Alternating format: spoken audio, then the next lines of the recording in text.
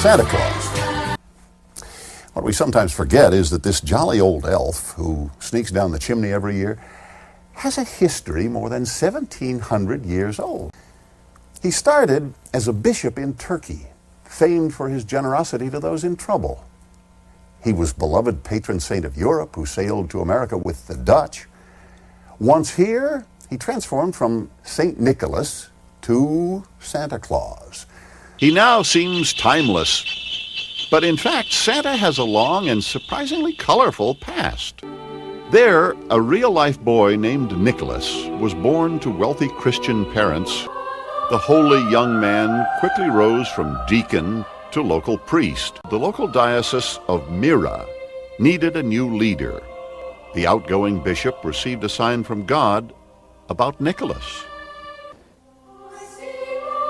Sure enough, Nicholas became the Bishop of Myra, and it is as the bishop that he earned a worldwide reputation as a righter of wrongs, a protector of the innocent. Stories of his generosity began to spread. People spoke of his late-night anonymous gifts and his granting of secret wishes. Inspired by his miracles, and especially by his protection of children, a group of 12th century French nuns began distributing candy on St. Nicholas Day, December 6th. Soon it was believed that St. Nicholas himself was delivering the gifts of candy, leaving them in the shoes of good children. He left switches to intimidate the bad ones.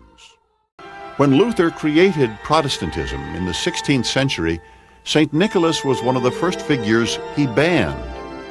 But he knew some elements should stay.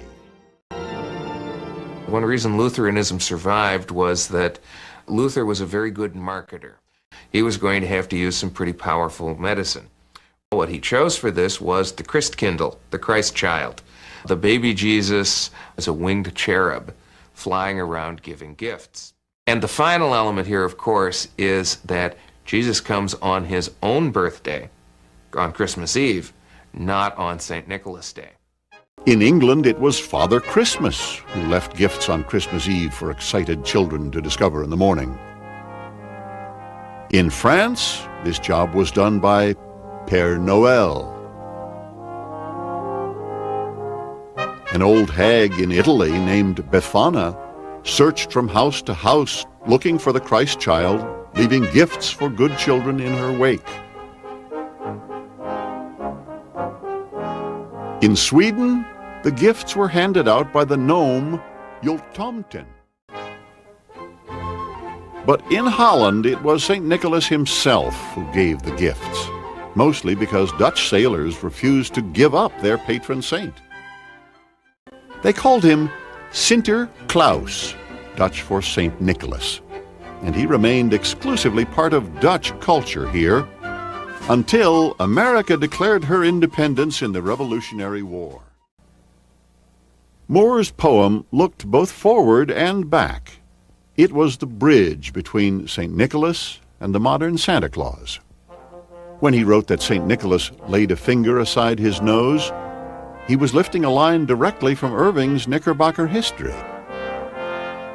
But Moore also added original touches to the Santa story.